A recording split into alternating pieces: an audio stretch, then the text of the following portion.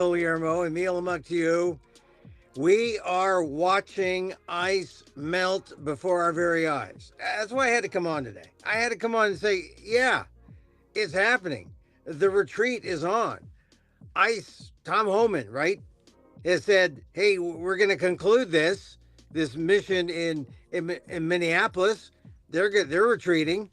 And my Governor Tim Walz says, "Hey, we'll help you pack the bags. We'll clear a way to the freeway to the airport for you." So it's real. It's happening. At the same time, ICE gets a dressing down in Congress, while some Republicans try to do their best to make it not look like a retreat, make it look like ICE didn't screw up in the killing of Renee Good and Alexander Preddy. But this is a major blow to Trump 2.0. This is a major blow to the failed immigration policies, the aggressive immigration policies of Donald Trump. And this is a celebration that the people have won in Minneapolis and now throughout the country, because it looks like ICE will withdraw throughout. And it looks like with this vote, the Republicans haven't given in to the Democrats' demands. And so members of Congress departed Washington today without funding the Department of Homeland Security, putting it on a near certain path to a shutdown this weekend amid a deep partisan divide over Democrats' demands to place new restrictions on federal immigration agents. And what are those restrictions? All reasonable, right? Wear your mask, show your badge. I mean, these are reasonable requests. You know, play above board, be honest, don't act like bad guys and, Gestapo forces and with the intent of putting fear in the hearts of people who are forced to hide, not come out of their homes, not seek medical care when they need it. As it's been pointed out many a time over the last week, Barack Obama deported 3 million people and no one got shot or killed. There was no fear. I mean, there was a regular, normal fear that people have, but you weren't going out in the street and yanking people out of cars and shooting people's cars, under false pretenses. That Chicago woman shot 5 times with 7 bullet holes, and ICE was bragging about it. I mean, this moment today, we got to mark. The people have won. For now. I mean, it's not over. Process begins.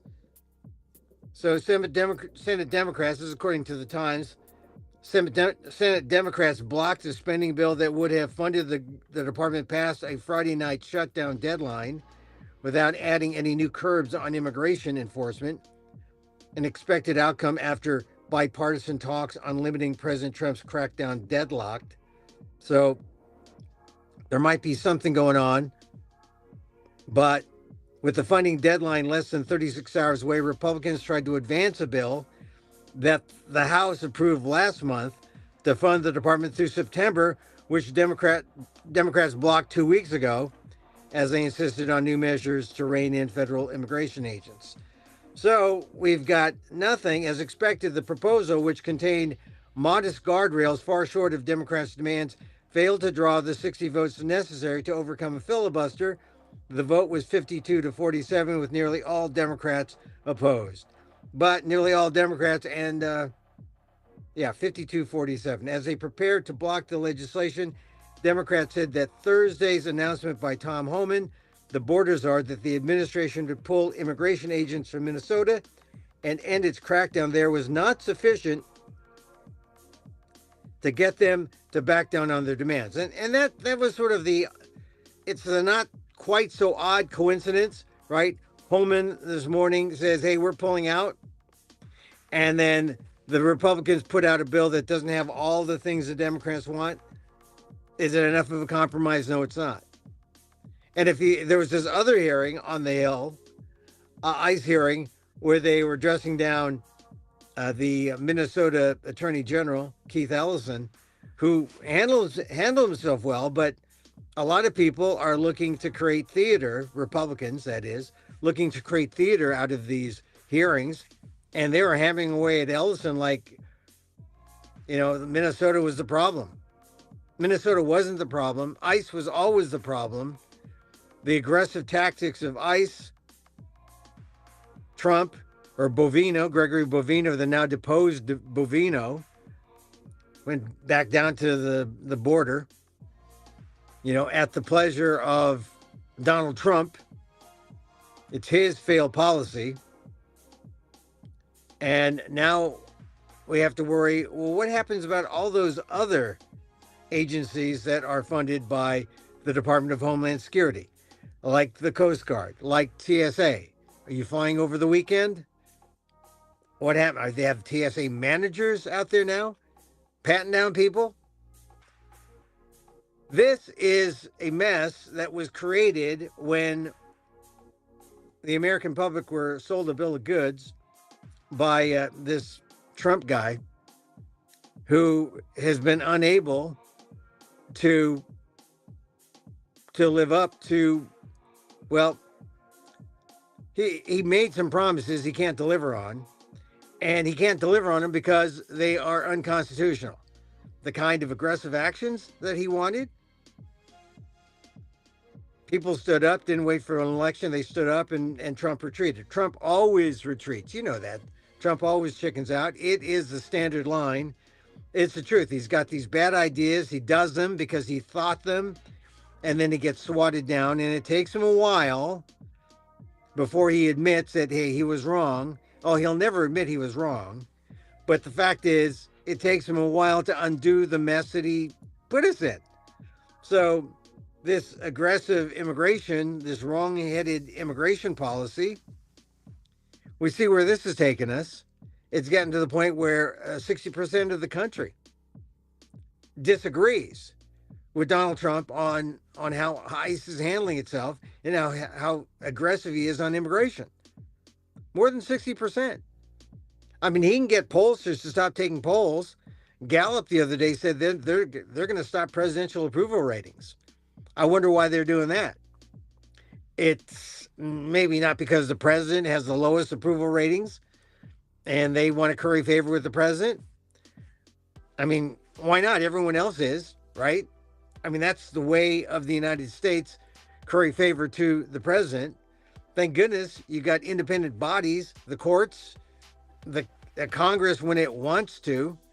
The Congress so far, well, it wants to hear. The courts, it wants to when it says the Department of Defense is wrong to try to restrict and punish Senator Mark Kelly. You know about that story, right? Mark Kelly, Senator Mark Kelly, the astronaut, Arizona, was one of 5 or 6 members of Congress who went on and stated the law. And for stating the law that military personnel do not have to obey or do not have to obey orders that are illegal. If someone tells you to do something illegal, you don't have to obey. I mean, that's the law. They said it. It upset Trump. Trump saw them as a political opponent and went after them. Well, you got a grand jury that did not side with Donald Trump. And, that case has been pushed to the side. And then you had another judge today saying that the Department of Defense, or the DOW, the Department of War, maybe that's why Trump likes it, Department of War, because it's a Dow. It's the only thing he pays attention to. The Dow. Pamela Bondi doesn't notice about the Dow. She called it Dow $50,000. No, it's points. 50,000 points. But, so, Mark Kelly, saved by a judge who said the Department of War can't do this to Mark Kelly. So you got the courts acting independently. You've got Congress beginning to show a little backbone. And you got Donald Trump doing what the only thing he can do, which is pull ice, retreat, and we're watching ice melt before our eyes. I didn't think we'd see it. I didn't know. But you have to think that when two white Americans are shot and killed, the country won't stand for that. But it's sad that that's the price that we have to pay as a society for Donald Trump to learn his lesson. Anyway, it's sad. We're watching, though, ice melt before our eyes.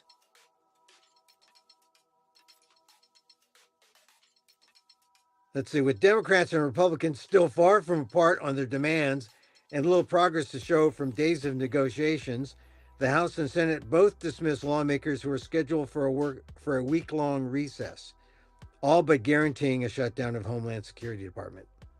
So, expect it to happen.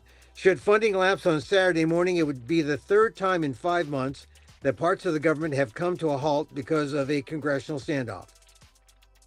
Given the scheduled recess, the shutdown would last at least through next week, though leaders advised their rank and file to be ready to return to Washington in the event of a deal that still appeared far off. So,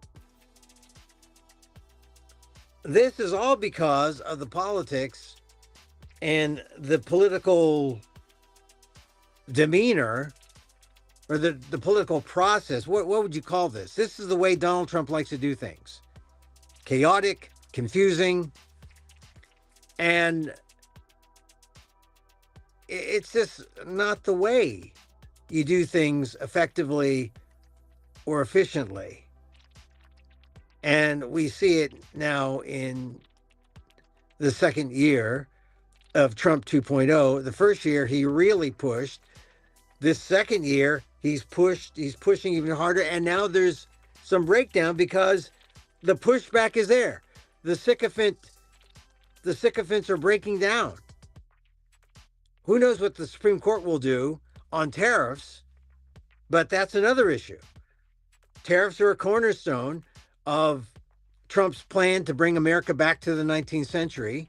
You know, he wants to go back to the time when immigrants were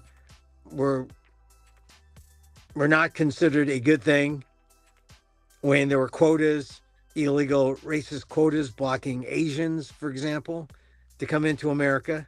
So he wants to go back to that time. He wants to go back to the time of imperialization, the imperialized United States, Philippines, a colony.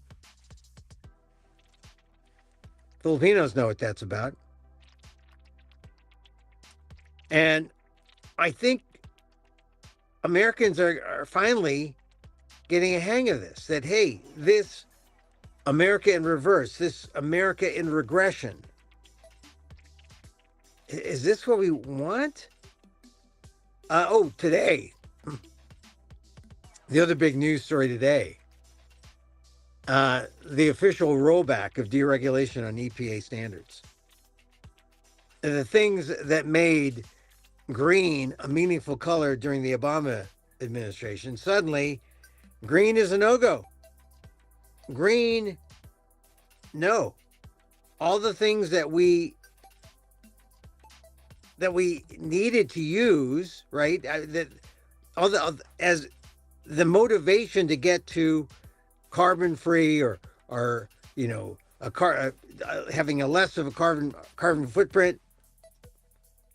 All those regulations now just gone. And businesses are free to do what they will. And all this is, under this idea that regulation hurts profits, regulation hurts business. But I saw a stat that said, hey, the money people were making money as we were going green.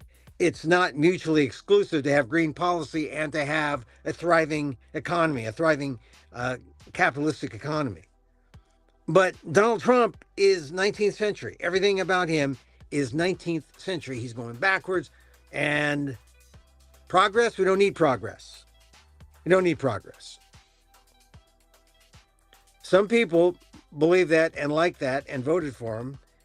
and they're paying the price now because you take regulation off the table and say you can pollute to your heart's content. You can put out all those chemicals, the chemicals that were identified as, being harmful to the earth, harmful to the environment, harmful to people. They're okay now. They're all right. So, the old line, you can pay me now, you can pay me later.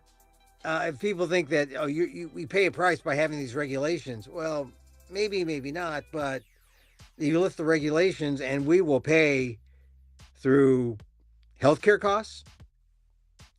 And we know what's going on with healthcare costs, right? Through the roof. People are being lopped off of insurance rolls. People realize, this is a good example with James Verbeeken, right? I didn't watch Dawson's Creek. I was a little old for Dawson's Creek. My younger friends, the millennials, they watch Dawson's Creek. It's sad. It's sad. But his family put out a news story, or friends saying, he was living under stage 3 colon cancer and he couldn't afford the insurance bills. The insurance bills were killing the family. A reminder that we're all just one bad episode away from bankruptcy. I mean, my mom was always right. She would say your health is your wealth. And if you don't have insurance, your health will take your wealth. So, yeah. So that's where we're going and there's Trump smiling. Yeah. We're going to roll back those EPA standards. We're going to degreen America. Here's one of the things that a climate journalist pointed out today, that in 3 generations, by 2100, if we don't do something about this, most of the East Coast, from I-95 to the coastline, will be underwater. So how will people in 2100 be viewing all the bad decisions of Trump 2.0? They'll say, man, what foresight this guy had. He had zero foresight. He had no idea about what pollutants would do to the environment, what they would do to, the surging waters in the oceans, and how that would have an impact on coastlines in America. And this one climate scientist said it, if we do nothing, by 2100, I-95, that goes from all along the eastern seaboard, from Maine to Florida, the coast, from I-95 to the coast, all underwater. There's some towns there. Oh, I think Washington's near there. How swampy will Washington be? I mean, these are things that they'll be talking about in 2100, and they'll be saying, what kind of president did America have? I mean, you can go back to the 19th century and pull out names of bad presidents and bad ideas they had. I mean, you look at San Francisco, has all these streets named by all these 19th century presidents who have done little or nothing or had some bad ideas. Millard Fillmore, bad ideas. Franklin Pierce, he wanted to make Cuba a slave state. Ultimately, the bad idea of the 19th century was the imperialization of the Philippines. That backfired. This is where Donald Trump wants to go. Wants to go back. He likes the 19th century. He likes America, the good old days, yeah. When, it was hard to fight race. There's no DEI. It was hard to fight racism. So anyway, the victory we celebrate today, though, is that ICE looks like it's not going to meet that Friday deadline. It's going to be down, and frankly, I'm not sure how that's going to affect people flying, going to the airports. Let's see, here's one thing. Speaker Mike Johnson canceled a House congressional delegation to the Munich Security Conference this weekend because of the shutdown of the Department of Homeland Security. Some are still going to go, but it doesn't look good. So, 12:01 a.m. Saturday. The Senate is voting on funding the Department of Homeland Security after it lapses at 12:01 Saturday, but Democrats are blocking it over a lack of restrictions on immigration agents. Okay, so a second vote is expected this afternoon on stopgap funding, but it is also expected to fail. Okay, so it's just not going well, and all because of our president. Really, I mean, it all goes back. We have this kind of chaos because of him. It goes back to him.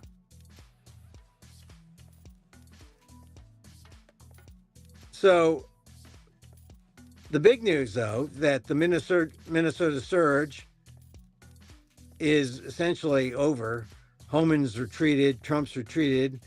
Thousands of arrests. Think about Renee Good and Alexander Preddy. They didn't have to die.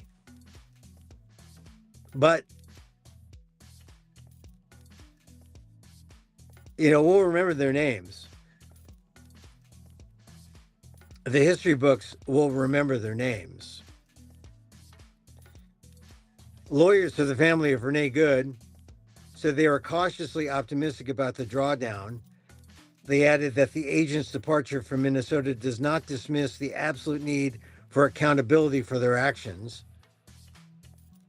And that's the key word, accountability.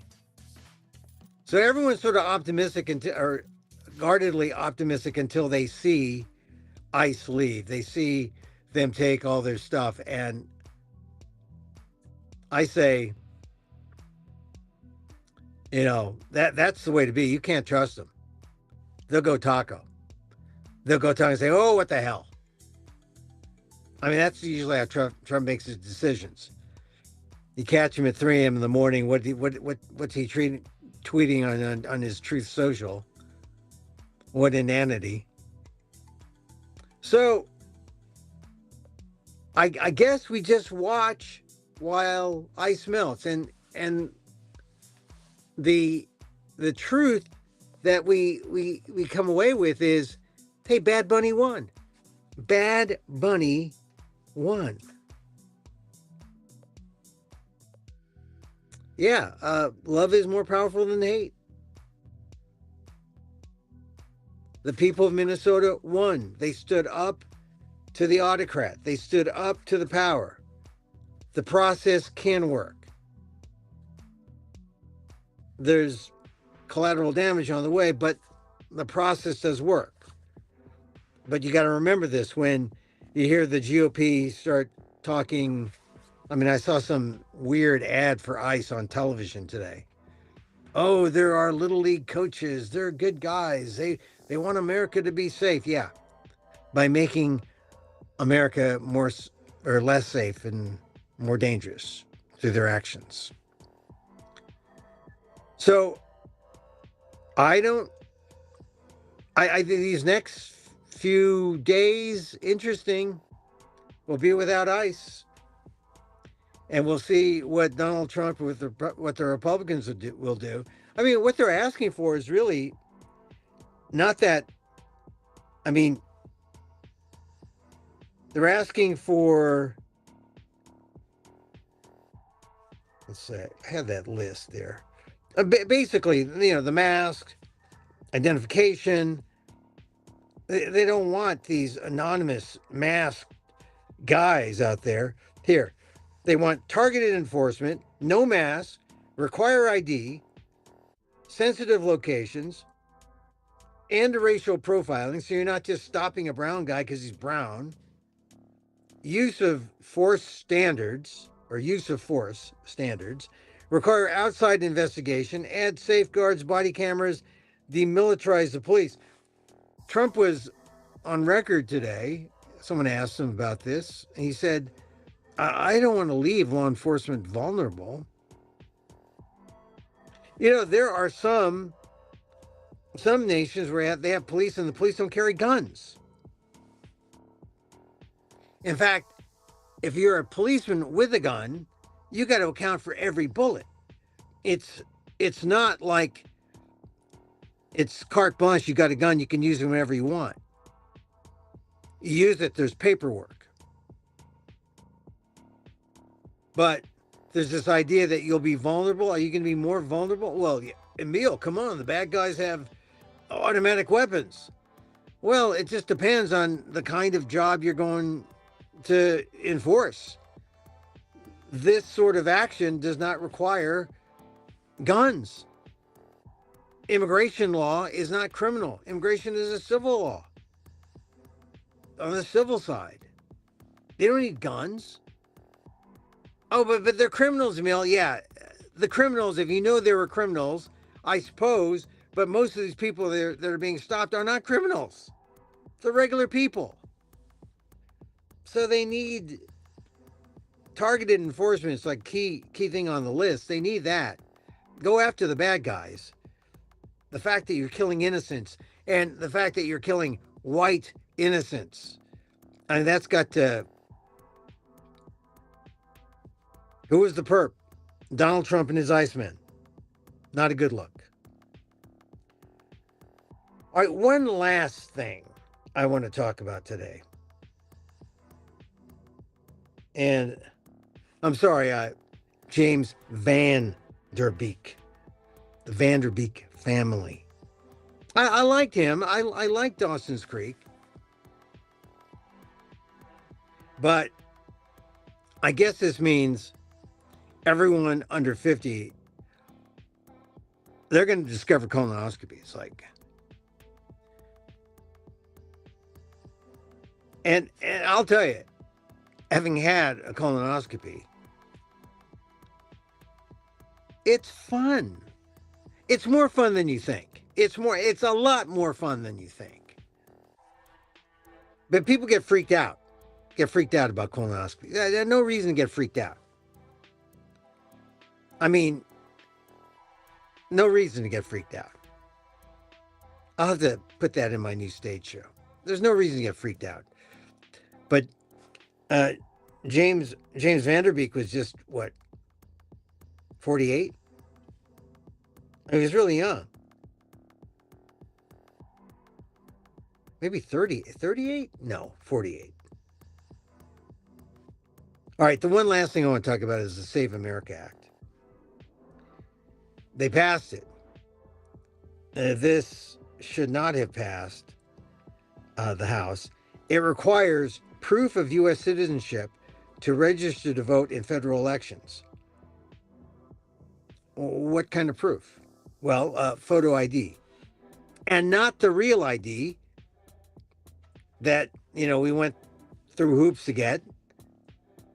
It requires a passport. Not as easy to obtain, not as easy to carry around. I mean, I guess they have little cards now. You can get those if you cross the border on a regular basis. But a passport is more expensive, and it's just another piece of ID. This is going to disenfranchise a lot of folks.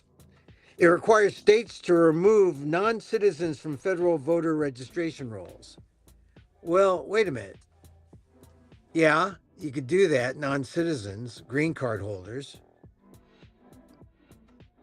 But there are some local elections where green card holders can vote, like some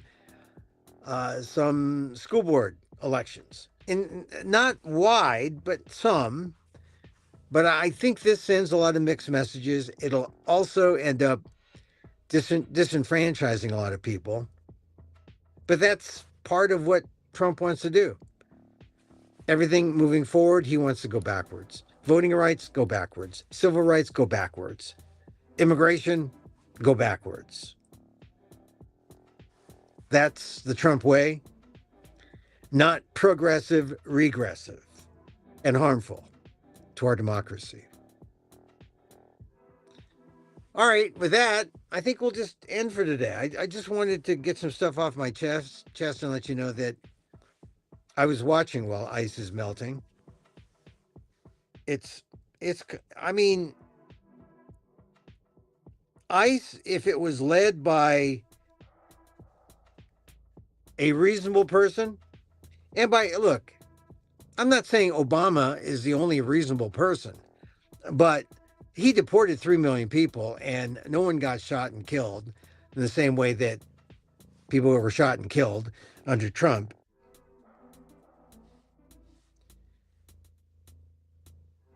It goes back to Trump. He's the wrong guy for the job. He's the least qualified and the wrong guy for the job. And unfortunately, he's used most of his first year of this second term getting all the wrong people who are his sycophants who will do everything he wants. Exactly the way he wants.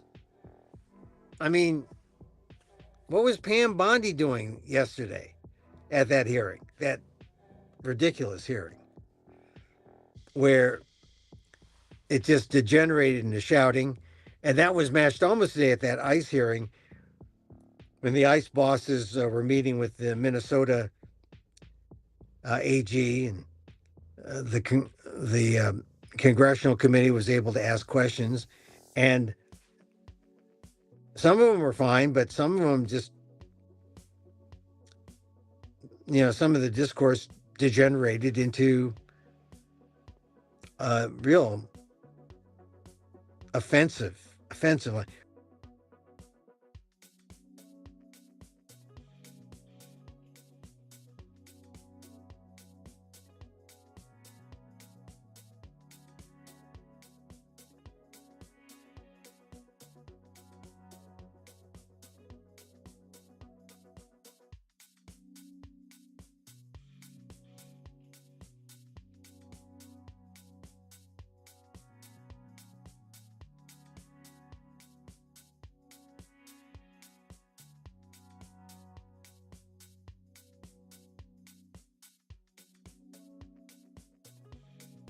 Oh, there we are.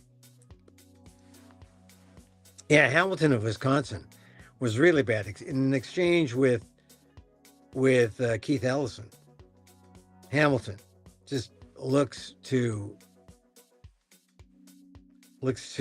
Ellison and under his breath says, "You disgust me."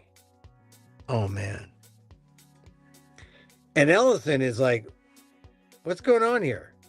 You do your theatrical piece about how ICE is great and how it's all about Minnesota being bad and all this theatrics to please what?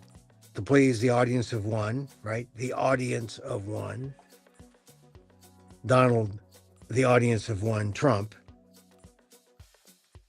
And Ellison's dumbfounded, like, what are you talking about? And Hamilton can only say, "You disgust me." Well, you just got to see clips like that to make you realize that the Republicans have lost it in their mania for Donald Trump. They have Trump derangement syndrome, I think. I think that is Trump derangement syndrome. When the white congressman for Wisconsin turns to Keith Ellison, the AG of Minnesota, and says, "You disgust me."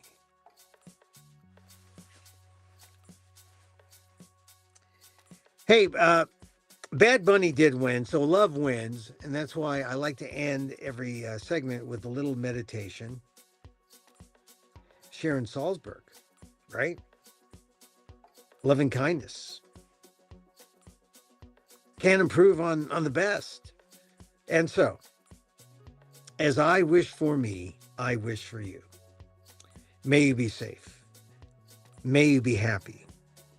May you be healthy. And may you live with ease. All right. Hey, my next show, Emil, Amok, Anchorman, coming to the SF Playground or Playground SF. My next one-man show, comedy, Emil, Amok, Anchorman. The news made me do it. March 14th, 15th, 16th, and 19th. Check that out. Also, I'll be at the Fresno Fringe Festival, the Rogue Festival. I'll have details for that end of the month. Go to my website, amok.com, and get details there. All right. That's it. Thank you. Thank you for being here. I'm feeling it. Thank you. Thank you. Till next time. Mahal Kita.